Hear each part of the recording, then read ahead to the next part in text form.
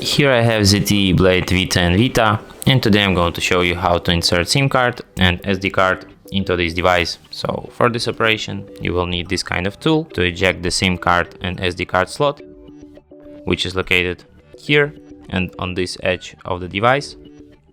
So what you have to do is just put this tool inside the hole on the slot and it will come out, and here you have to put your SD and right next to it your SIM card, and then put it back into your device.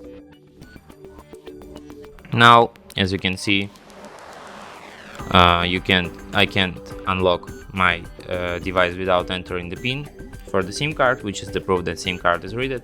Let's enter my pin, and as you can see, there's also a notification that SD card found, which is the proof that SD card is also read. And that's it. Thanks for watching. If you find this tutorial useful, don't forget to hit that like button and subscribe to our channel.